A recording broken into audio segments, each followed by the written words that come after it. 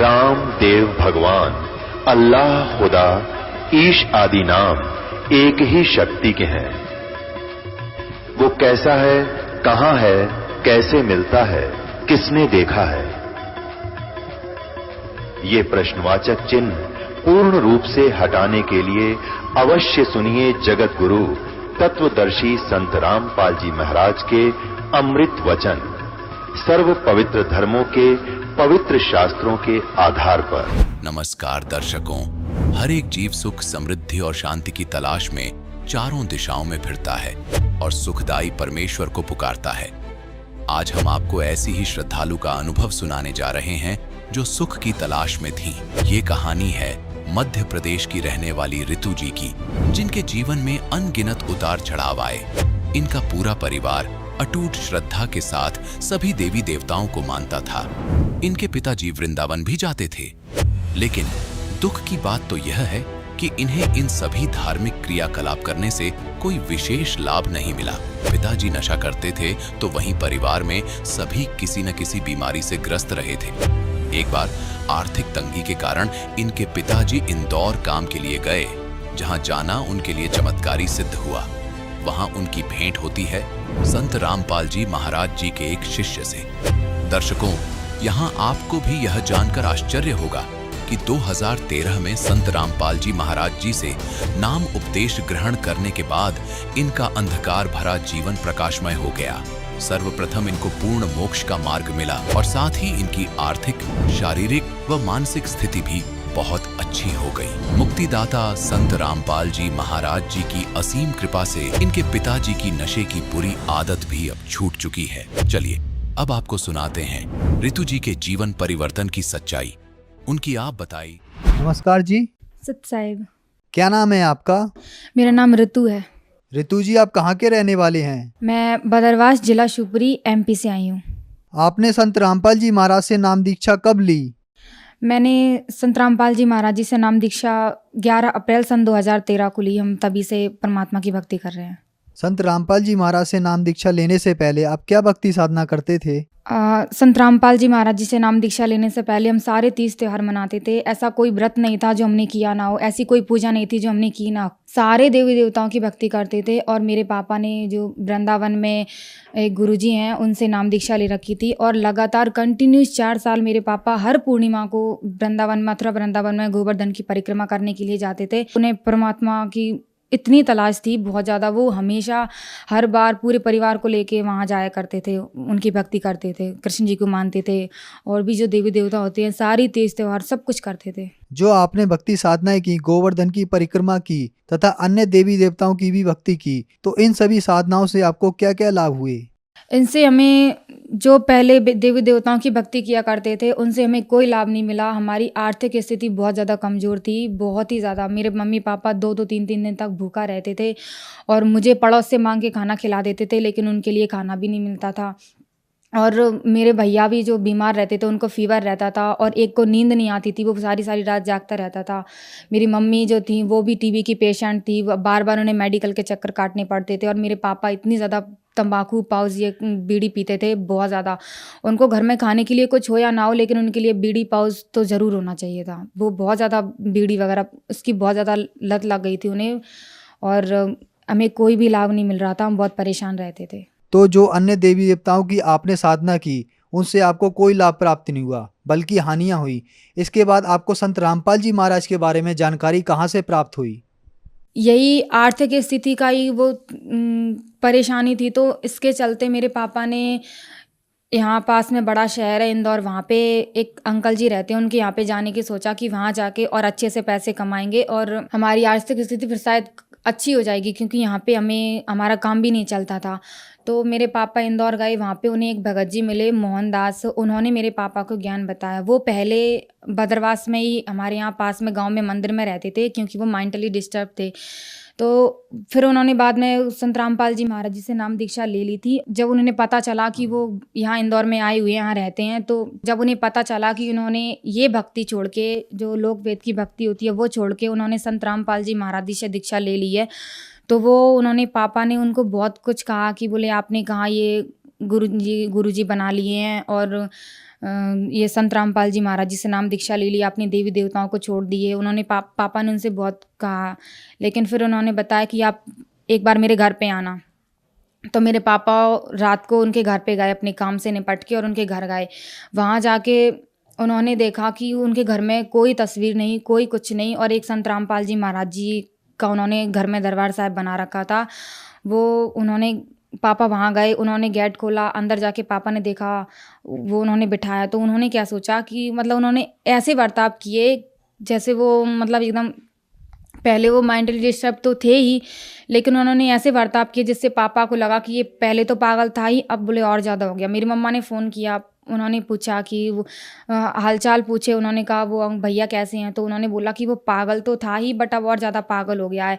उन्होंने देव देवताओं को छोड़ दिए और एक आदमी की तस्वीर को अलमारी में रख रखा है और उसके आगे लेटता रहता है। उसने सारी भक्ति छोड़ दी और अब वो और भी ज़्यादा पागल हो गया। और मेरे पापा वहाँ जाके घबरा भी रहे थे कहीं ये कुछ कर ना दे, क्योंकि पागल तो ये हो ही गया है। फिर उन्होंने अंदर बुलाया, उन्होंने खाना खिलाया, और फिर रात में उन्होंने जब चर्चा की पापा से, उन्होंने एक बुक पढ़ने को कहा। तो पापा बोले कि काम में बिज़ी होने के कारण मैं बुक तो नहीं पढ़ सकता, आप कोई और रास्ता दिखाइए। तो पापा, वो अंकल ने पापा जी को रात में एक सीडी लगाई, पापा ने रात भर सत्संग सुना। वो कैसेट ख़त्म हुई, पापा उस कैसेट से इतने ज़्यादा आकर्षित हुए, इतने ज़्यादा, पूरी रात बैठ के उन्होंने सारी 3-4 कैसेट सुन डाली और फिर बोले कि मैं तो अभी इन्हीं से नाम दीक्षा लूँगी। क्योंकि संत रामपाल जी महाराज उस टाइम पे गीता जी को खोल के बता रहे थे, और गीता जी, मेरे पापा कृष्ण जी के इतने बड़े भक्त थे, और संत रामपाल जी महाराज गीता जी में ये बता रहे थे कि ये कृष्ण जी भी नाशवान है, इनका ये खुद कह रहे हैं कि आप उस परमात्मा की शरण में जाइए जिनके मैं भी शरण में हूँ। तो पापा को उसका इतना ज़ोर से झटका लगा, पापा ने उसी दिन ठान ली कि मेरे को अब ये गुरुजी से ही नाम दीक्षा लेनी है, क्योंकि मेरी भक्ति तो ये जो खुद गीता जी में कह रहे हैं कि मेरी भक्ति गलत है,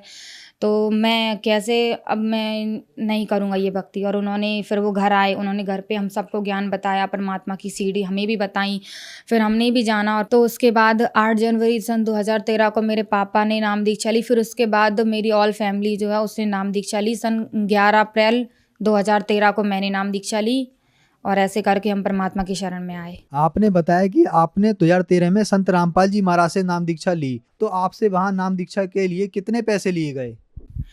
हमसे वहाँ पे कोई पैसा नहीं लिया गया। हम वहाँ पे गए, वहाँ जाके हमें फ्री खाना मिला, फ्री रहना, रजाई वगैरह सब कुछ फ्री दिया, और हमसे एक भी पैसा नहीं लिया वहाँ पे नाम दीक्षा देने का। और नहीं तो हम कहीं और जो संतों के पास जाते हैं वहाँ पे चढ़ावा अलग से लेते हैं, वहाँ पे दान भी करना पड़ता है, और बहुत कुछ भी चीज़ बिना पैसों के वहाँ मिलती नहीं है। लेकिन यहाँ संत रामपाल जी महाराज जी के आगे यहाँ दरबार में हम गए तो वहाँ पे हमें सब कुछ फ्री मिला, दर्शन भी हमने फ्री में किए, कोई चढ़ावा नहीं, कोई पैसा नहीं, कुछ भी नहीं। और जो ये लोग कहते हैं कि वहाँ पे पैसे लेते हैं, सब झूठ है। मीडिया ने ये सब झूठ बोल रखा है हमारे गुरुजी को बदनाम करने के लिए। उन्होंने ये सारी बातें झूठी कही हैं कि ये जो पैसे लेते हैं, बट वहाँ पे कोई पैसे नहीं लेते, ये लोगों का भ्रम है।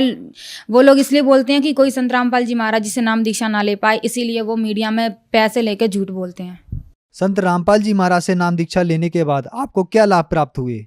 संत रामपाल जी महाराज जी से नाम दीक्षा लेने के बाद हमें बहुत सारे लाभ मिले। सबसे पहले तो हमें परमात्मा का मार्ग मिला, सद्भक्ति मिली। बंदी छोड़ सतगुरु रामपाल जी महाराज जी की शरण में आने के बाद बहुत सारे लाभ मिले। मेरा भैया है, उसको रात को नींद नहीं आती थी। संत रामपाल जी महाराज जी की शरण में आने के बाद अब वो आराम से सोता है, उसे कोई प्रॉब्लम नहीं है। मेरा एक छोटा भाई है, वो 4 साल का था। संत रामपाल जी महाराज जी से नाम दीक्षा लेने से पहले वो बहुत बीमार रहा करता था, उसको बहुत ज़्यादा फीवर आया करता था, लेकिन अब वो बिल्कुल ठीक है। संत रामपाल जी महाराज जी की शरण में आने के बाद वो अब बिल्कुल उसको फीवर नहीं आता। मेरी मम्मी भी टीबी की पेशेंट थी, जिसके चलते उन्हें बार बार मेडिकल्स के चक्कर काटने पड़ते थे। अब वो भी गुरुजी से नाम दीक्षा लेने के बाद बिल्कुल ठीक हैं। मेरे पापा स्मोकिंग करते थे और ये ड्रिंक वगैरह भी उन्होंने पहले की हैं, अब वो बिल्कुल ठीक हैं। घर में अगर कुछ चीज़ के लिए पैसे हो या ना हो, बट उनके लिए पाउच खाने के लिए पैसे तो पक्के में चाहिए होते थे। बहुत परेशान रहते थे हम लोग, और अब वो बिल्कुल पाउच वगैरह कुछ नहीं खाते हैं। संत रामपाल जी महाराज जी की शरण में आने के बाद उन्होंने सब कुछ छोड़ दिया और अब वो अच्छे से भक्ति करते हैं। और एक बार मेरी मम्मा चावल फ्राई बना रहे थे, तो उन्होंने स्टोव पे कुकर रख रखा था, उसमें तेल था। वो उसका तेल का ताप इतना ज़्यादा हो गया था कि उसमें आग लगने वाली थी। मेरे पापा ने बोला कि इसको ना थोड़ा डाउन मोड पे कर दो, ये बहुत ज़्यादा हो गया, इसमें आग लग जाएगी। तो मम्मी ने उसको नीचे वो उसको डाउन करने के लिए हाथ दिया, तो वो उनका हाथ कुकर के हैंडल में लग गया और वो कुकर नीचे गिर गया। मम्मी ने उसको पकड़ने की कोशिश की तो वो उनका हाथ उसमें कुकर के अंदर ही आ गया और वो उनके हाथ, सारा तेल उनके हाथ पे गिर गया। कहाँ उस हाथ को खोल जाना था, लेकिन परमात्मा की शरण में गुरुजी से नाम दीक्षा लेने के बाद हमें इतना लाभ हुआ कि मम्मी का हाथ रेड भी नहीं हुआ, वो बिल्कुल भी उनको खरोंच भी नहीं आई, बिल्कुल भी नहीं जला। पापा मम्मी चिल्लाई कि हाय मैं तो जल गई, फिर पापा ने बोला कि आप घबराओ नहीं, ऐसे जल गया तो जल जाने दो, परमात्मा के सामने अरदास लगाओ दंडवत प्रणाम करके और अमृत जल पी लो, मालिक दया कर देंगे। तो मेरी मम्मी ने अमृत जल पिया, उन्हें कुछ भी नहीं हुआ। कहाँ उस हाथ को जल जाना चाहिए था, लेकिन उन्हें कुछ भी नहीं हुआ। और एक बार हमारे घर में वो एक बहुत जहरीला सांप था, वो आ गया था। हम घर में 5 सदस्य हैं, लाइन से सोते थे, सबके ऊपर चढ़ गया था। मेरे भाई, एक बड़े भाई ने तो उस पर पैर भी रख दिया, लेकिन परमात्मा ने उसका मुंह नहीं खुलने दिया। और ऐसे परमात्मा ने बार बार हमें बचाया। अब आज भी अगर घर में भगत लोग आते हैं, अगर आटा भी खत्म हो जाता है तो परमात्मा कैसे टंकी में बढ़ा देते हैं पता नहीं चलता, कैसे हमें पैसे मिल जाते हैं कोई पता नहीं चलता। पहले इतना काम करते थे तो भी हमारे पास पैसे नहीं आते थे, लेकिन आज हम ज़रूरत से भी बहुत कम काम करते हैं, लेकिन फिर भी परमात्मा की कहाँ से दया हो जाती है कोई पता नहीं चलता। अब संत रामपाल जी महाराज जी की शरण में आने के बाद हमें किसी भी तरह की कोई परेशानी नहीं है, हम बहुत अच्छे से रहते हैं। हमारी जो आर्थिक, शारीरिक, भौतिक, मानसिक जितनी भी परेशानियां थी वो सब खत्म हो चुकी हैं और हम एक सिंपल मैन की तरह अच्छे से अपना जीवन व्यतीत करते हैं, परमात्मा की भक्ति करते हैं। संत रामपाल जी महाराज की शरण में आने के बाद आपने बताया कि आपको बहुत सारे लाभ प्राप्त हुए, तो जो समाज आज आपको देख रहा है उनको आप क्या संदेश देना चाहते हैं?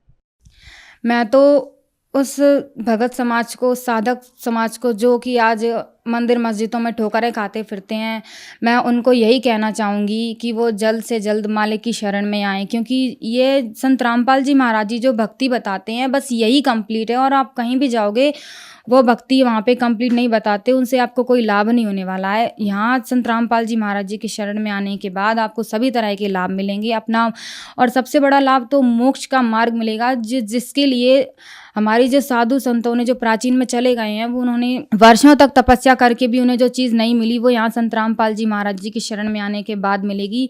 परमात्मा की भक्ति मिलेगी, मोक्ष मिलेगा, सभी तरह के लाभ मिलेंगे और अपना मनुष्य जन्म का उद्धार होगा, हमें कल्याण का मार्ग मिलेगा। तो संत रामपाल जी महाराज से भक्ति साधना कैसे ले सकते हैं?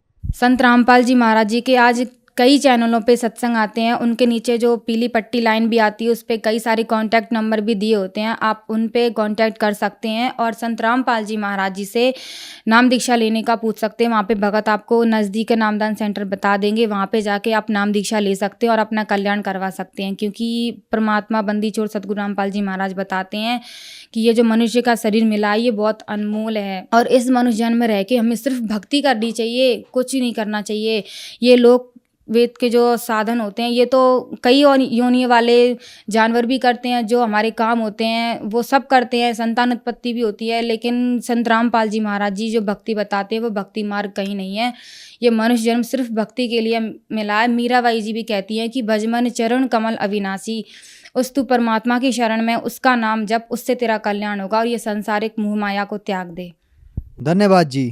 सत साहिब। अब जगत गुरु तत्वदर्शी संत रामपाल जी महाराज जी के सत्संग के माध्यम से उस अद्वितीय आध्यात्मिक ज्ञान के बारे में जानते हैं जिसके माध्यम से आप भी प्राप्त कर सकते हैं ऐसे आध्यात्मिक, मानसिक और भौतिक सुख जो अभी तक आपने सिर्फ मीराबाई, ध्रुव, प्रहलाद जैसे कुछ ही भक्तों की जीवन कथा में सुने होंगे।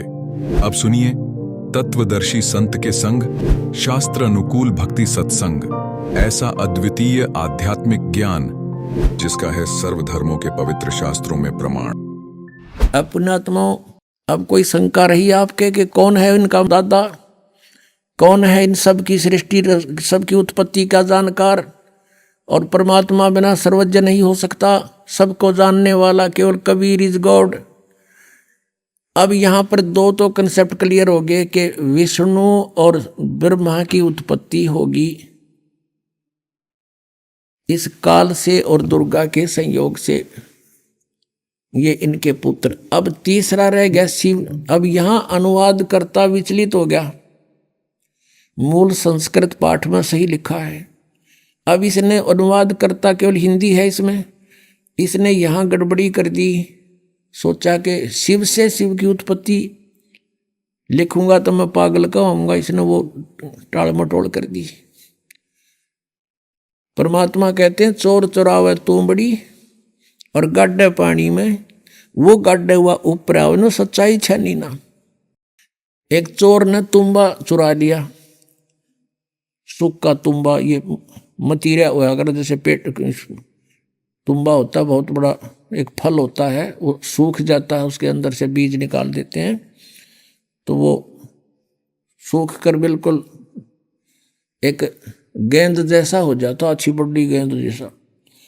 उसने चुरा कर उसने सोचा पानी में लुको दे, छुपा दे, वो गोता मारे और पानी में नीचे छोड़ का और ऊपर आ जाए उससे पहले।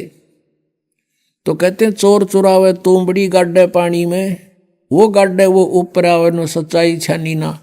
अब आपको दिखाते हैं ब्रह्मा विष्णु महेश से अन्य है जो इनका पिता है। अब देखिएगा वही रुद्र संहिता, ये वही शिवपुराण है, संक्षिप्त शिवपुराण 110 पृष्ठ पे रुद्र संहिता चल रहा है। अब यहाँ हम 9वें अध्याय में आगे लास्ट में, इस प्रकार ब्रह्मा विष्णु तथा रुद्र इन 3 देवताओं में गुण हैं, परंतु शिव गुणातीत माने गए हैं।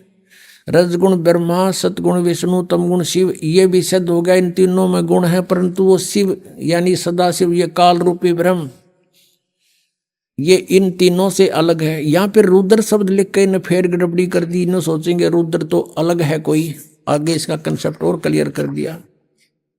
अब जैसा कि आपको रह रह कर दास ज्ञान कराता है, लेकिन आप विद्यार्थी हो, कई बार ऐसा होता है कि आप सत्संग अटेंड नहीं कर पाते, उस समय वो टॉपिक चल पड़ता है। कैसे भ्रमित हैं, कहते हैं 3 देव सो उसको ध्यावे, निरंजन का हुआ पार नहीं पावे। ऋषि मुनियों ने परमात्मा प्राप्ति के लिए वेदों को पढ़ा, ओम नाम को पूर्ण परमात्मा का मान लिया, ब्रह्म को सुप्रीम गॉड मान लिया, हठ योग किया, ओम नाम का जाप किया, लेकिन कुछ भी हासिल ना हुआ। तो जैसे क्या हुआ, समाधि लगाते थे, मेडिटेशन करते थे, समाधिस्थ हो जाते थे। तो ये काल कैसे छल करता है, किसी को ब्रह्मा के रूप में दर्शन दे देता है समाधि दशा में, तो वो कहता है Brahma is God, Brahma is God, Brahma ही परमात्मा है, तो छुपाए बैठे अपने आप को, मैंने समाधि में देख लिया ये तो भगवान है। अब इससे ब्रह्मा जी की प्रभुता होगी, ब्रह्मा जी के भी चौड़ी काख होगी कि मैं भगवान हूँ। उधर से ये काल क्या करता, किसी दूसरे ऋषि को विष्णु जी के रूप में दे दिया दर्शन, अपने पुत्र विष्णु के रूप में। उसने सब जगह ढिंडोरा पीट दिया कि ये खुद मालिक है, ये पूर्ण परमात्मा है, हजरो अमर है, यही सर्व शक्तिमान है, यही 3 रूप बना लेता है, ये विष्णु इज गॉड। इस बात से विष्णु जी फूल गए, आई एम गॉड।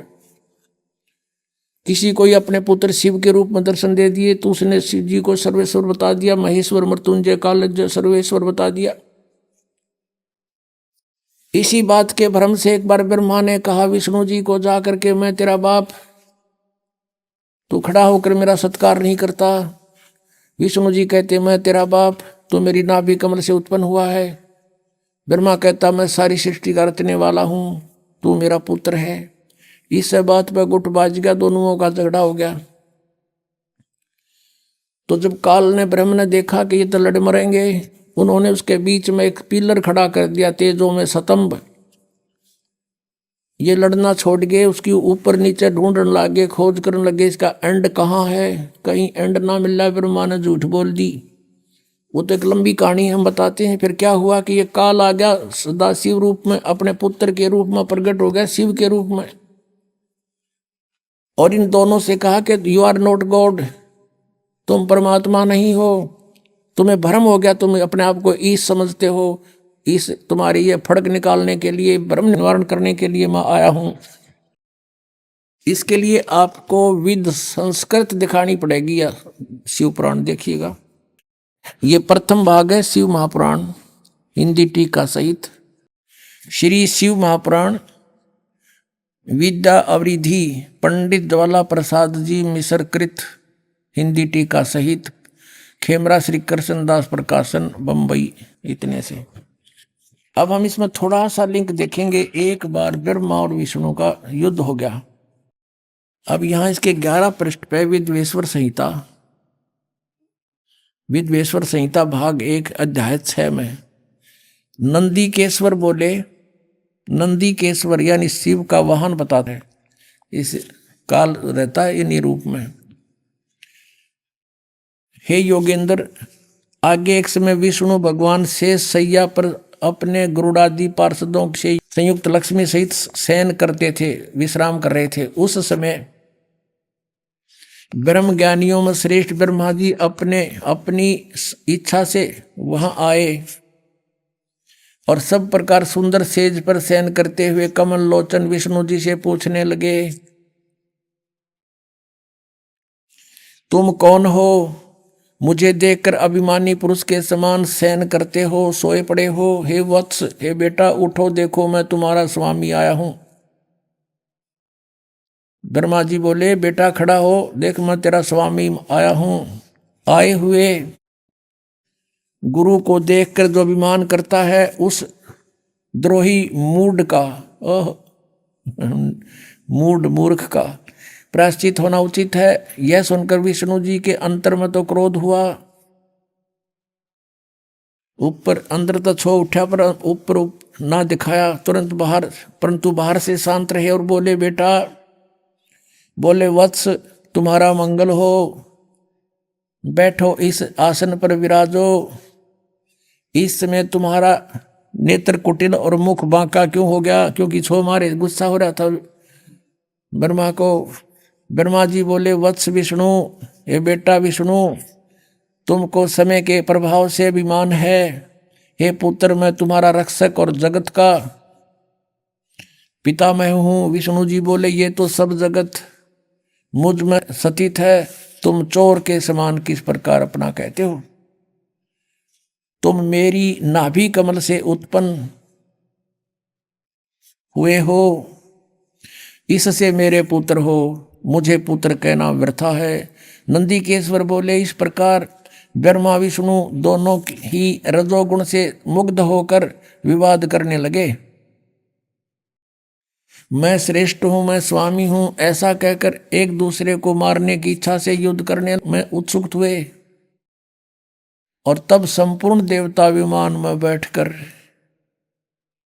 उस महा अद्भुत युद्ध को देखने को चले आए और आकाश से उनके ऊपर फूल बरसाने लगे। वाह रे देवताओं, जैसे झोटे बढ़ा करें गांव में, जैसे दो लड़ रहे हैं और देवता न्यू के शाबाश, बहुत अच्छा कर दो काम, और फूल बरसावें। ये देवताओं के लक्षण है। इनको बीच में आना चाहिए था और हाथ पैर जोड़ कर उनको छुटवाना चाहिए था कि तुम लड़ोगे तो हमारा क्या होगा। हर देवता ने हो गए ऊपर तो फूल बरसावें, शाबाश, मरो कटके। तो यह पंचायत तो पहले तो बिगड़ रही है, को नई को नहीं बिगड़ी भी है। ये वहीं से देवताओं के लक्षण तो हमारे जैसे यहाँ इस पृथ्वी लोक के फिर क्या होगा, ये तो सोचने की बात है। अंडरस्टूड है हम किसे होंगे फिर। अब इनका झगड़ा हो गया, फिर बीच में, अब शॉर्टकट में बताऊंगा, ये थोड़ा सा दिखाना जरूरी था। जिनको हम पूजा करते उनकी बुद्धि कितनी थी। जिनको हम सर्वेश्वर महेश्वर और भगवान मान्या करते वो चौथी कक्षा के बच्चों जैसे नेचर के थे। चौथी तीसरी कक्षा के बालक झगड़ते हैं। अध्यापक पूछता है, क्यों झगड़ रहे थे बच्चों? वो कहता है, जी ये नो बोला मैं तेरा बाप। दूसरा कहता है कि नहीं जी, पहले यूँ बोला मैं तेरा बाप, इसलिए एक दूसरे की गिरबान पकड़ रहे, लाल मुहरा झगड़ रहे। तो हमारे भगवान जिनको हम परमात्मा सुप्रीम पावर मानना करते बड़े उनकी बुद्धि उन चौथी कक्षा जैसे बच्चों के जैसा स्वभाव था इनका। ये आपके समक्ष दास अपनी तरफ से नहीं कह रहा कि इन आचरणों को देखकर हम पहचानेंगे हु इज गॉड, कौन है वो परमात्मा। अब आगे क्या हुआ, फिर ये काल आ गया अपने पुत्र शिवजी के रूप धारण करके। इसने प्रतिज्ञा कर रखी है कि मैं अपने वास्तविक रूप में कभी किसी को दर्शन नहीं दूंगा। इसने प्रतिज्ञा कर रखी है, कसम खा रखी है। इसलिए ये ऐसे कभी विष्णु के रूप में किसी को दर्शन दे देता है, जो विष्णु की पूजा करता है, शिव की पूजा करता है, शिव के रूप में दर्शन दे देता है। वास्तविक रूप में आया था यो महाभारत के युद्ध में, जब उस अर्जुन जैसा योद्धा भी देख के इसकी शकल ने कांप गया था, वो था इसका असली रूप। और कहता मैं काल हूं, सबको खाने के लिए आया हूं। और अर्जुन ने करबद्ध होकर कहा था भगवान आप अपने उसी चतुर्भुज रूप में आ जाओ, अब मुझसे ये देखा नहीं जाता। कलजा फट गया उसका। अब ये आ गया वहां पर शिव रूप में, इन दोनों के बीच में वो पिल्लर ठोक दिया, आके खड़ा हो गया और कहता कि मैं तुम्हारी बुद्धि ठिकाने करने आया हूं, तुमने अपने आप को भगवान मान रखा, यू आर नॉट गॉड। ये देखिएगा।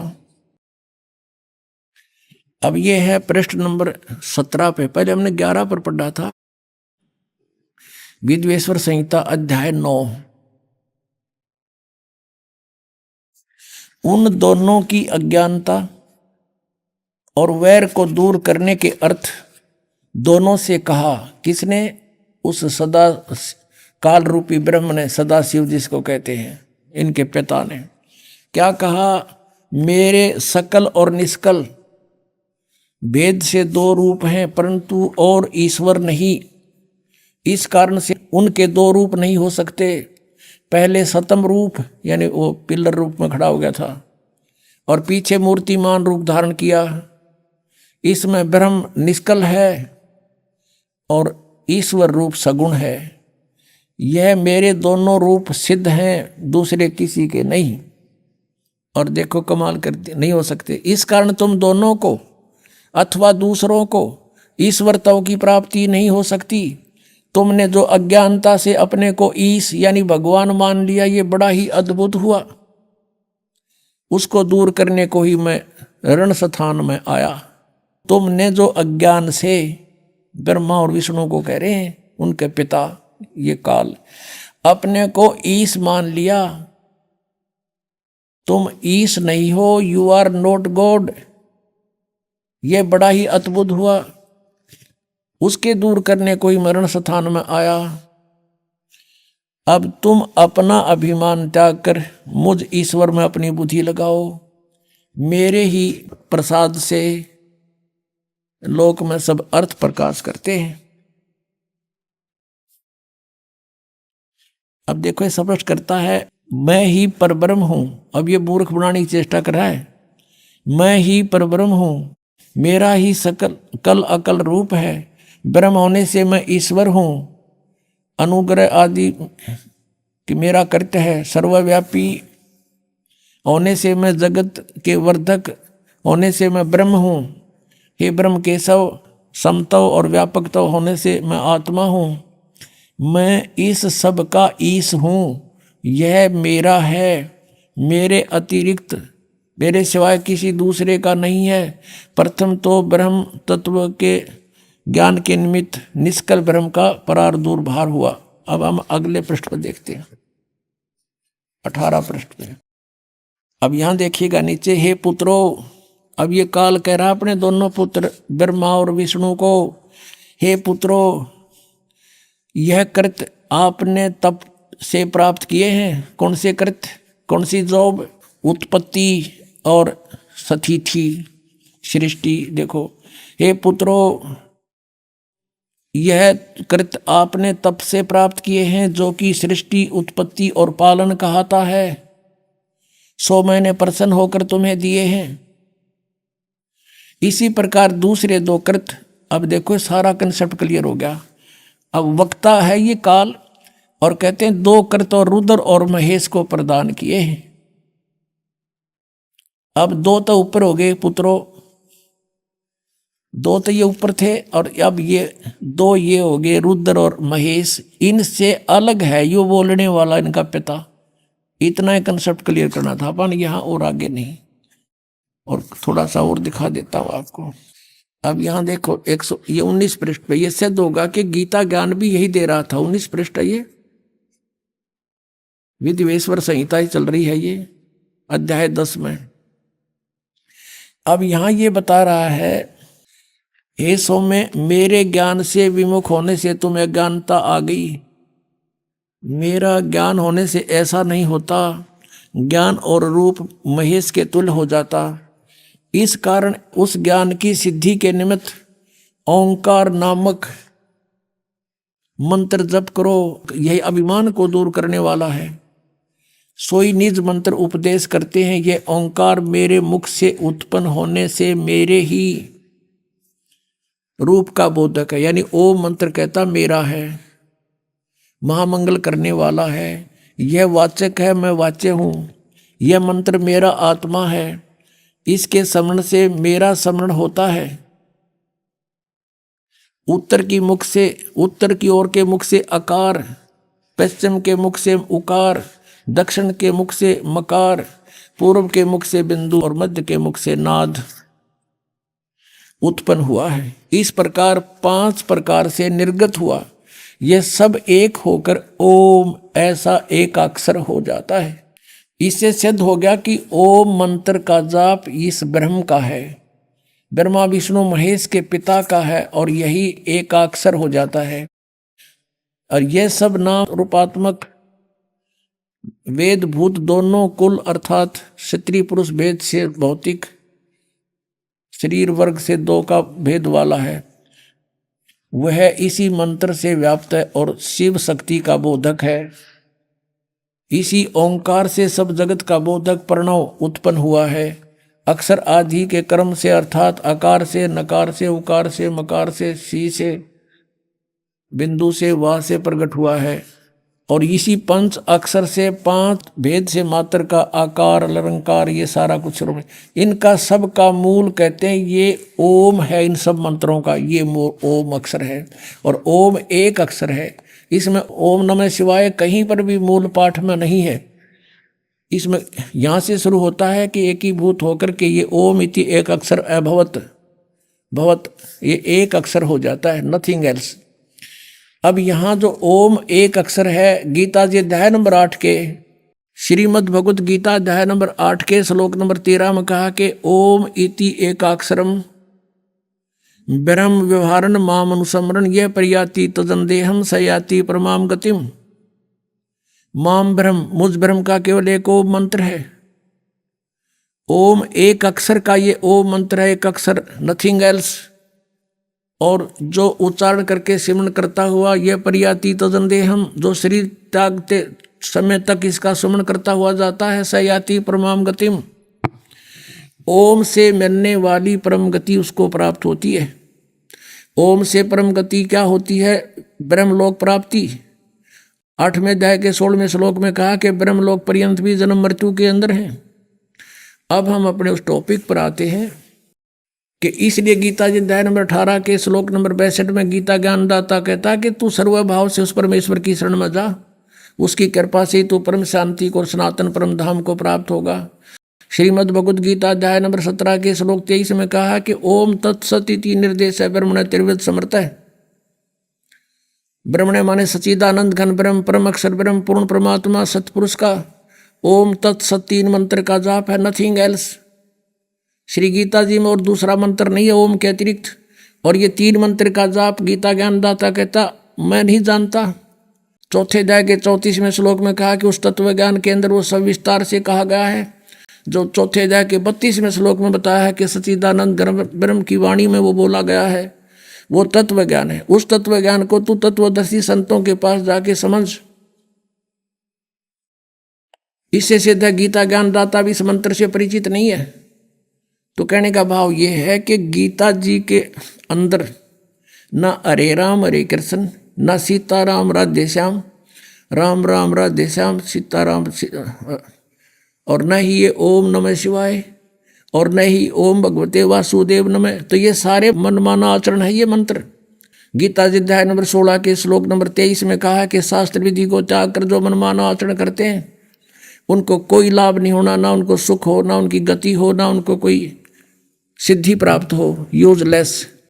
और जो श्राद्ध कढ़ाते हैं, ये अस्थियाँ चुनवाते हैं, गीता जी अध्याय नंबर 9 के श्लोक नंबर 25 में कहा है कि जो भूत पूजेंगे भूत बनेंगे, देवताओं को पूजेंगे, उनके नौकर लगेंगे जाकर उनके लोक में जा करके, और जो मुझे पूजेगा वो मुझे प्राप्त होगा। तो वो भी कंसेप्ट क्लियर कर रखा है कि ये साधना नहीं करनी चाहिए। तो गीता जी जो है ये हमारा एक सदग्रंथों में से एक भक्ति का सदग्रंथ है। अब प्रसंग चल रहा था कि ब्रह्मा विष्णु महेश के माता पिता कौन है। कंसेप्ट क्लियर हो गया। दुर्गा इनकी माता है, यो काल रूपी ब्रह्म ये इनका पिता है। दुर्गा को प्रकृति भी कहते हैं, और रजगुण ब्रह्मा, सतगुण विष्णु, तमगुण शिव जी है। ये भी आपको दिखाते हैं। फिर श्रीमद् भगवत गीता में आपको दिखाएंगे ब्रह्मा विष्णु महेश की उत्पत्ति दुर्गा और काल से। ये देखिएगा, ये है श्रीमद् देवी भागवत यानी देवी पुराण, शक्ति पुराण, हिंदी टीका सहित भाग 1। ये कहाँ से छपा है? अथ देवी भागवतम सभाष्टीकम समात्यम, खेमरा श्री कृष्ण दास प्रकाशन, बंबई 4 का। अब हम यहां आते हैं। अथ श्रीमद् देवी भागवते भाषा टीका युक्ते तृतीय स्कंद प्रारंभते। अब तीसरा स्कंद हम देख रहे हैं इसका। प्रश्न नंबर इसके भी 11 पर। पहले हमने शिवपुराण देखा था, इसके 11 पे, और ये तृतीय स्कंद है, भाषा टीका तृतीय स्कंद अध्याय 5 में। यहाँ पर हम पढ़ेंगे, भगवान शिव कह रहे अपनी दुर्गा माता को, हे माता, यदि हमारे ऊपर सदा आप दया युक्त हो तो हमको तमोगुण में किस प्रकार प्रदान किया, और ब्रह्मा रजोगुण और हरि सतोगुण यानी विष्णु को सतोगुण क्यों युक्त किए। अब यहाँ देखिएगा, हम अब संस्कृत पढ़ेंगे। यदि दया धर्मना न सदाम्बिके कथम अहम विहित, यदि आप दयालु हो माता तो मुझे किस प्रकार बना दिया। तमोगुण और कमल जय, कमल से उत्पन्न होने वाले ब्रह्मा को रजोगुण संभव, क्यों रजोगुण कैसे उत्पन्न कर दिया। सुवित किमो सतोगुण हरि, और विष्णु को किस प्रकार आपने सतोगुण बना दिया। इति सिद्धम रजगुण ब्रह्मा सतगुण विष्णु तमगुण शिव जी। और दिखाते हैं, क्योंकि पुण्यात्माओं आज हमने कंप्यूटर बना लिए, हेलीकॉप्टर बना लिए, एयरप्लेन बना लिए, और स्काई लैब बना लिए, और पता नहीं के रचना रच ली यहाँ पर इस नकली लोक में। 2 दिन का जीवन है, और जो काम करना था उधर हमारा ध्यान भी नहीं जाने दिया इस काल ने। एटम बम बना लिए, एक दूसरे के शत्रु बन गए। जो बनाना था वो छेड़ा भी कोई नहीं, शुरू भी नहीं किया, उसका स्टार्ट भी नहीं कर रखा। अब देखिएगा, ये PhD करा रहा है ये दास आपको। सौभाग्य आपको इस यूनिवर्सिटी में प्रवेश मिल गया, जो मोक्ष मिलेगा इससे। ये मार्कंडेय पुराण गीता प्रेस गोरखपुर से प्रकाशित है। इसके 123 पृष्ठ पे, इसके 123 पृष्ठ पे आपको दिखाते हैं। मार्कंडेय जी कह रहे हैं, संक्षिप्त मार्कंडेय पुराण 122 से शुरू होगा, यहाँ से देखते हैं 123 पर फिर पूरा विवरण है। मार्कंडेय जी बोले, ये मार्कंडेय जी का उपदेश चल रहा है, ये यहाँ देखेंगे 123 पृष्ठ पे, ये 123 पृष्ठ पे। अब यहाँ जाते हम। इस तरह स्वयंभू परमात्मा की 3 अवस्थाएं हैं। रजोगुण प्रधान ब्रह्मा, तमोगुण प्रधान रुद्र, सत्वगुण प्रधान सत प्रधान विश्वपालक विष्णु है, और ये ही 3 देवता हैं, और ये ही 3 गुण हैं। गुण तीनों की भक्ति में ये भूल पड़ो संसारे, कह कबीर निज नाम बिना कैसे उतरो पार। 3 देव की जो करते भक्ति, उनकी कदे ना होवे मुक्ति। अब ये कंसेप्ट क्लियर हो गया। रजगुण ब्रह्मा है, सतगुण विष्णु, तमगुण शिव जी। अब और दिखाते हैं, ब्रह्मा विष्णु महेश नासवान है। उसके बाद आपको श्रीमद् भगवत गीता में दिखाएंगे इनकी उत्पत्ति दुर्गा और काल से। ये देखिएगा, श्रीमद् देवी भागवत गीता प्रेस गोरखपुर से प्रकाशित, संपादक हनुमान प्रसाद पोदार, चिमनलाल गोस्वामी। इसके 123 पृष्ठ को दिखाएंगे बस थोड़ा सा, 123 पृष्ठ पे। अब भगवान विष्णु अपनी माता दुर्गा की स्तुति करते हुए कह रहे हैं, तुम शुद्ध स्वरूपा हो, ये सारा संसार तुम इसे उद्भासित हो रहा है, मैं ब्रह्मा और शंकर हम सभी तुम्हारी कृपा से विद्यमान हैं। हमारा आविर्भाव और तिरोभाव, आविर्भाव माने जन्म, तिरोभाव माने मृत्यु हुआ करता है। केवल तुम ही नित्य हो, जगत जननी हो, प्रकृति और सनातनी देवी हो। प्रकृति शब्द याद रखना दुर्गा के लिए है। भगवान शंकर बोले, देवी यदि माँ भाग विष्णु तुम्ही से प्रकट हुए हैं, उस तो उनके बाद उत्पन्न होने वाले ब्रह्मा भी तुम्हारे ही बालक हुए। फिर मैं तमोगुणी लीला करने वाला शंकर क्या तुम्हारी संतान नहीं हुआ? अर्थात मुझे भी उत्पन्न करने वाली तुम ही हो। शिवे, संपूर्ण संसार की सृष्टि करने में तुम बड़ी चतुर हो। कंसेप्ट क्लियर हुआ? इस संसार की सृष्टि स्थिति और संहार में तुम्हारे गुण सदा समर्थ हैं। उन्हीं तीनों गुण से उत्पन्न हम ब्रह्मा, विष्णु एवं शंकर नियमानुसार कार्य में तत्पर रहते। हम तो केवल आप वर्क डन दे सकते हैं, किसी का कोई परिवर्तन नहीं कर सकते। अब इससे 4 कंसेप्ट क्लियर हो गए। इस पवित्र पुराण, देवी पुराण के इन चंद लाइनों में 4 कंसेप्ट क्लियर हो गए। एक तो ये हो गया कि ब्रह्मा विष्णु महेश नाशवान है, इनकी जन्म मृत्यु होती है। दूसरा ये हो गया कि इनकी माता दुर्गा है।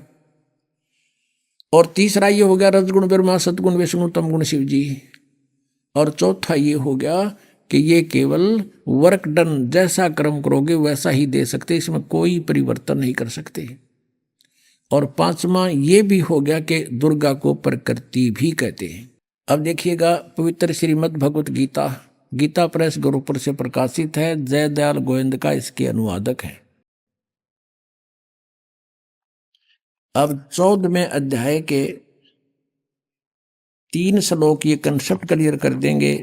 कोड वर्ड है, चारों वेदों का संक्षिप्त वर्णन है ये, बहुत ही शॉर्ट में। अब देखना यहां से, ये है 14वां अध्याय, 14वां अध्याय, अध्याय 14 और श्रीमद् भगवत गीता। यहां देखना अब 3रे श्लोक से, हे अर्जुन, मेरी महत ब्रह्म रूप मूल प्रकृति। वैसे ही इन्होंने यहाँ अनुवाद गलत कर रखा है, वैसे इसी से देखेंगे।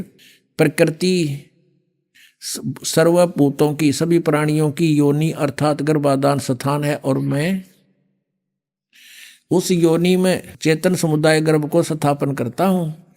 ततः माने उसके संयोग से, ततः माने उससे सब भूतों की, प्राणियों की उत्पत्ति होती है। और चौथे में, हे अर्जुन, नाना प्रकार की सब योनियों में जितनी मूर्तियां अर्थात शरीरधारी प्राणी उत्पन्न होते हैं, दुर्गा प्रकृति, प्रकृति तो उनकी गर्भ धारण करने वाली माता है, और मैं बीज स्थापन करने वाला पिता हूँ। यो काल बोल रहा है।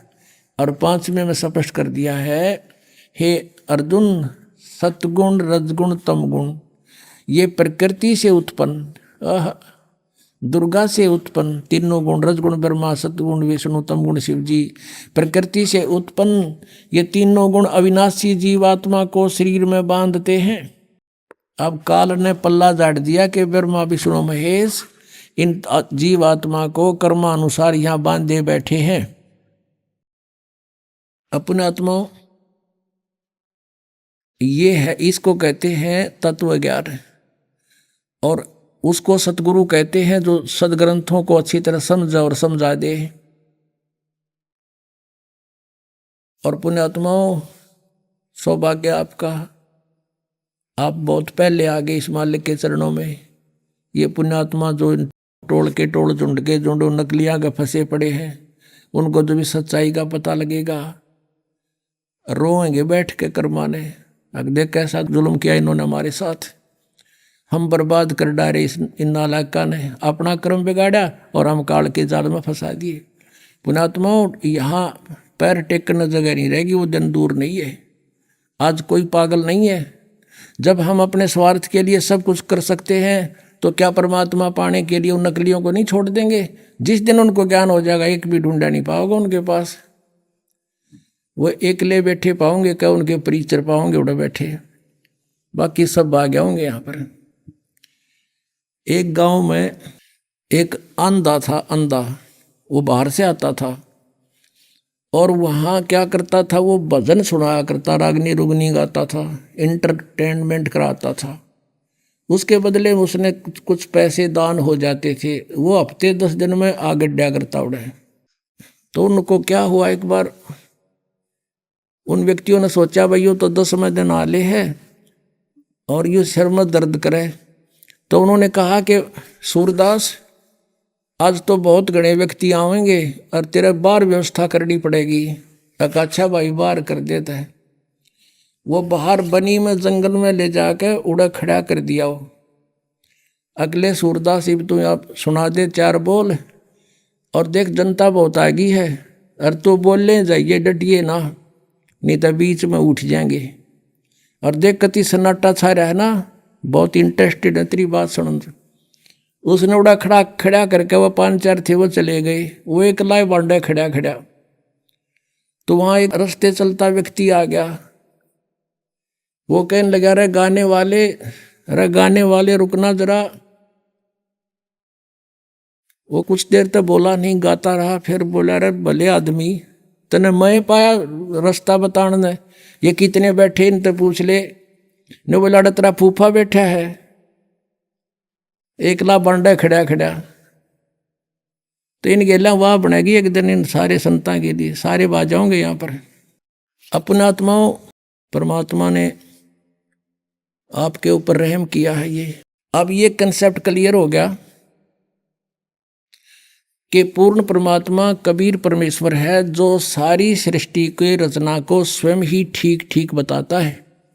और जिस परमेश्वर ने 600 वर्ष पहले जो अपनी अमृतवाणी में ज्ञान लिखा था, आज हमारे पवित्र सदग्रंथों ने उसको सेकंड कर दिया, समर्थन दिया कि सचमुच ऐसा ही है। तो भाई कौन है भगवान? अब ये आपकी आत्मा मान जाएगी इस बात ने, क्योंकि दास ये चाहता है कि हम अपने भगवान ने पहचान लें और उसको पहचानने के बाद फिर हम आप पे चिपक जाएंगे, इस तरह की तो दिखाई नहीं देगा इसके अतिरिक्त हमें कोई। अभी आपने सुने संत रामपाल जी महाराज के मंगल प्रवचन।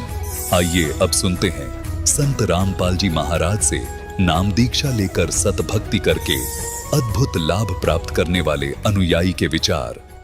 दर्शकों, कहते हैं अगर किसी व्यक्ति को बुरी लत लग जाए तो उसका जीवन तो बर्बाद होता ही है, साथ ही साथ उसके परिजनों पर जो उसका प्रभाव देखने को मिलता है वो वास्तव में दयनीय और दुखमय है।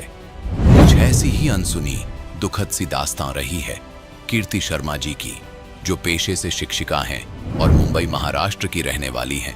कीर्ति जी पूजा अर्चना तो कर रही थी, पर सही साधना न होने के कारण इन्हें कोई लाभ नहीं मिल रहा था।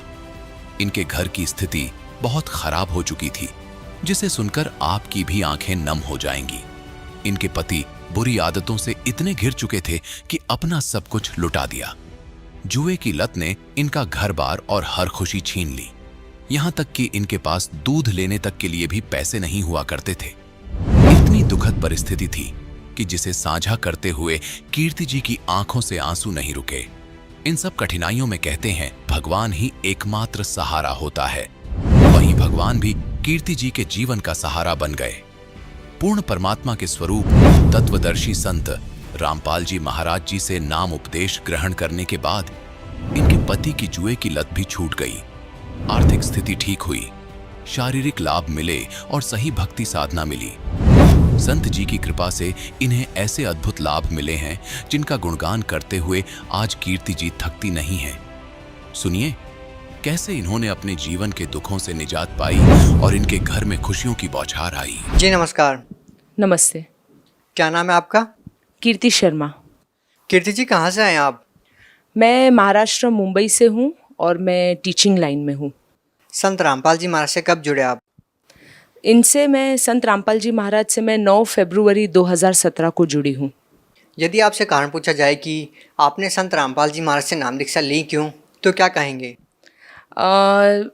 एक्चुअली हम बहुत ही प्रॉब्लम में थे और इसके पहले प्रॉब्लम में थे, मतलब जैसे जो भी मनुष्य प्रॉब्लम में रहता है धरती पर, वो सबसे पहले और कुछ वो नहीं है, सल्यूशन नहीं है तो हम भगवान के पास जाते हैं।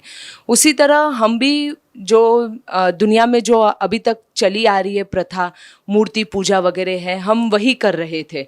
मगर उन चीज़ों से हमें कुछ भी सल्यूशन नहीं मिला। यहाँ तक कि जितनी पूजा कर रहे थे उतना ही हम खड्डे में जा रहे थे, अगर ऐसे कहा जाए तो बहुत मतलब हमारे पास कोई चारा ही नहीं था।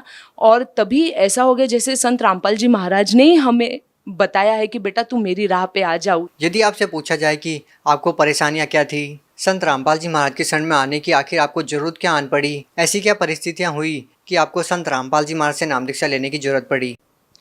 मेरे जो भगत जी हैं, मेरे हस्बैंड हैं, उनको बहुत ही बुरी आदत थी जुआ खेलने की। वो खुद रिग लाइन पे हैं, लाख, सवा लाख, 1.5 लाख तक कमा लेते हैं। मैं खुद टीचर हूँ, मेरी इनकम घर पे आती है। उसके बावजूद हमारा 2 बेडरूम हॉल किचन का फ्लैट प्लस मेरे पास जो भी गहने वगैरह जो मटेरियल वर्ल्ड कहते हैं वो सभी था हमारे पास। और इनकी इसी बुरी आदत की वजह से हमने सब कुछ खो दिया है। आज हम रेंट के फ्लैट पे रह रहे हैं और तब भी इनकी पेमेंट अच्छी है, मेरी पेमेंट अच्छी है, तब भी हम अच्छे से गुजारा कर सकते हैं रेंट के फ्लैट पे।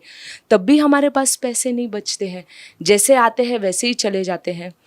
मेरे भगत जी को, हस्बैंड को पता भी चलता था कि मैं कहाँ जा रहा हूँ, मैं क्या कर रहा हूँ, तब भी पता नहीं किस प्रकार का उनमें खिंचाव था कि उस काल की दुनिया में, जो मैं कह रही हूँ, जो मैंने अभी यहाँ पे सीखा है, उस काल की दुनिया में वो कैसे खींचे चले जाते थे।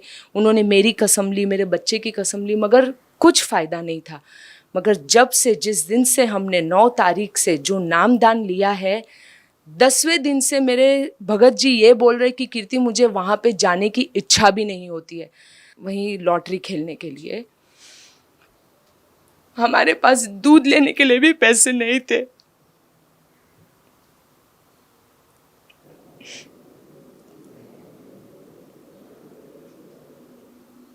आज इसी चीज़ को 6 महीने हो गए और मेरे हस्बैंड वहाँ पे जाने का नाम तो छोड़ दो, अब उस गली से भी गुजर जाते हैं ना तो बोलते कि अब जैसे नफ़रत सी होने लगी है मुझे उस चीज़ से। तो इतना बड़ा हमने सिर्फ 6 महीने में इतना बड़ा ड्रास्टिक चेंज संत रामपाल जी महाराज की वजह से ही देखा है।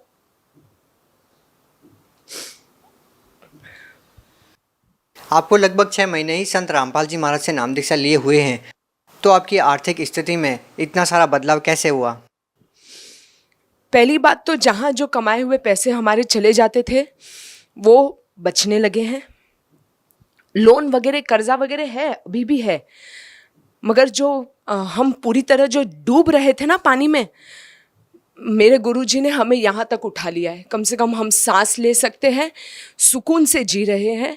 पता है कि लोगों का कर्जा भरना है, और जो प्रकार से लोग हावी होके हम पर आते थे कि भाई पैसे देना है, ये है वो है, आज वही लोग प्यार से बात कर रहे हैं, वो रुक भी रहे। उनको वो जो लोग हमें समझने की कोशिश में नहीं थे, समझना ही नहीं चाहते थे, आज वो लोग हमें समझ भी रहे हैं कि भाई ठीक है, तू टाइम ले ले, जब तेरे पास पैसा आएगा तब तू दे देना। मतलब ये बात आपके पति को संत रामपाल जी महाराज से नाम दीक्षा लेने के बाद ही कैसे समझ में आई कि जुआ नहीं खेलना चाहिए? जो बुरी आदतें थी उनकी, वो संत रामपाल जी महाराज से नाम दीक्षा लेने के बाद ही क्यों छूटी? ऐसा क्या परिवर्तन आया? देखिए, मुझे लगता, क्या मुझे विश्वास है कि he is the true God for me. क्योंकि अगर जब हम पहले भी साधना भक्ति वगैरह सब किया करते थे, मैं कृष्ण जी का जाप करती थी, वो ओम नमः शिवाय का जाप करते थे। जब हमारा घर बिका तब भी हमने बहुत जाप और मंत्र जाप ये सब किया था कि भगवान हम ऐसा ना हो कुछ कि हमको रेंट के फ्लैट वगैरह पे रहना पड़े। तब क्यों नहीं भगवान ने हमारी सुनी?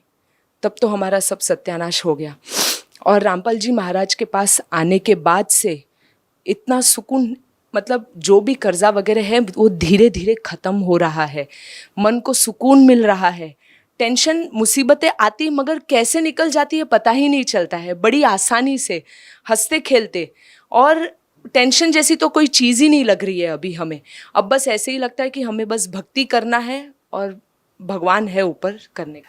जब हमने उनका नाम ग्रहण किया और उसे जाप मंत्र जो भी उन्होंने दिया है संत रामपाल जी महाराज ने, उसको जब हमने जपना वगैरह शुरू किया था, तब हमने खुद एक्सपीरियंस किया कि हमारी आर्थिक स्थिति में भी लाभ हो रहा है। There are changes in our financial as well as health. And then we started feeling like, why this kind of sant is put behind the bars. It's a biggest question mark for our Indian government, who has come over here to give relief to all our citizens, to all our mankind. And it's really very pitiable thing, very bad, like very sorrowful thing, that being behind the bars, he's doing so much of good for people. What if he will be out of the bars? What miracle he's going to do for all of us? And we have not even seen him. We are literally dying to meet, and we are literally dying to touch his feet when he'll be out. देखिए, आप पढ़े लिखे हैं, educated person हैं आप। संत रामपाल जी महाराज के बारे में ये भी कहा जाता है कि साधारण सी वेशभूषा रखते हैं, कंठी माला ही नहीं रखते हैं, भगवा कपड़े नहीं पहनते हैं। एक ऐसा व्यक्ति संत कैसे हो सकता है? क्या आप उन लोगों की बातों से इत्तेफाक रखते हैं जो ये कहते हैं कि जो साधारण सी वेशभूषा रखते हैं वो संत कैसे हो सकते हैं? डेफिनेटली संत होना ज़रूरी नहीं है कि भगवा कपड़ा पहन लेना है, माला वगैरह कर ले लेनी है। संत इंसान मन से होता है, विचारों से संत होता है, दूसरों के प्रति उनकी क्या भावना है उससे संत होता है। तो इसलिए मैं नहीं मानती हूँ कि जिनकी बड़ी बड़ी दाढ़ी हो, तिलक लगा लिया है और दुनिया भर के ढोंग वगैरह कर रहे वही संत है। संत रामपाल जी महाराज ही एक में वो संत है, वही परमेश्वर है। मुंबई जैसे शहर में रहने के बावजूद क्या आप इन बातों में विश्वास रखते हैं कि किसी मंत्र के जाप से या संत के आशीर्वाद मात्र से इस तरह के लाभ होते हैं? मैं पहले से ही भगवान की राह पर, मतलब पहले से ही मुझे विश्वास है कि भगवान है। इसीलिए मेरा पहले से ही आध्यात्मिक उसमें भी काफ़ी लगाव था, रुचि थी। काफ़ी बार मतलब फ्रेंड्स लोगों के साथ भी बैठना जो डिफरेंट कास्ट के हैं, कोई क्रिश्चियन है, कोई मुस्लिम है, उन लोग भी जो अपनी बातें शेयर करते थे वो भी मैं सुनती थी। तो मतलब मुझे भगवान में रुचि तो पहले से ही थी, उन पे विश्वास भी पहले से ही था। सिर्फ इतना ही था कि करेक्ट वे ऑफ वर्शिप वो मुझे नहीं पता थी, जो मुझे अभी पता चली है। आप बॉम्बे जैसे शहर में रहते हैं, बहुत सारे लोगों का सपना होता है कि जो बॉम्बे शहर में अभिनेता रहते हैं उनको देखा जाए। यदि आपसे बात की जाए तो आपके रियल हीरो कौन है? रियल हीरो अभी तो संत रामपाल जी महाराज है, और जिन अभिनेताओं की आप बात कर रहे हैं वो उनका प्रोफेशन है, वो कमाने के लिए कर रहे हैं, लोगों को एंटरटेन कर रहे हैं और उनके घर तो भरे जा रहे हैं। बाकी लोगों के दुख से उनको क्या मतलब है। मगर जो हमारे संत रामपाल जी महाराज हैं वो आए हैं दूसरों का दुख दूर करने के लिए। वो नशा मुक्त जीवन की प्रेरणा देते हैं। फॉर एग्जाम्पल, सबसे बड़े एग्जाम्पल मेरे हस्बैंड ही हो गए हैं। He is denying for dowry system also and कितने सारे मेडिकल रिपोर्ट्स वगैरह जो है जो देखा गया है, मतलब लोगों को मानसिक रूप से, शारीरिक रूप से, आर्थिक रूप से, उन सभी चीज़ों से वो उनको छुटकारा दिलाने आए हैं, उनकी प्रोग्रेस करने आए हैं। और आप रिसर्च भी कर सकते हैं। जैसे 3 घंटे की अगर लोगों ने मूवी देखी है और 3 घंटे का सत्संग सुनाइए संत रामपाल जी महाराज का, आप गारंटीड जिन्होंने सत्संग सुना है 3 घंटे का, उनमें आप काफ़ी बदलाव देखेंगे कंपेयर टू जिन्होंने 3 घंटे की फिल्म देखी है। और जो बदलाव उनमें आएगा और उन लोगों ने अगर ग्रहण कर लिया तो वो लाइफ टाइम तक उनके लिए एक बहुत अच्छी सीख हो जाएगी और वो अपने लाइफ को काफ़ी प्रोग्रेस की ओर ले जाएंगे। बहुत बहुत धन्यवाद। सत्साई।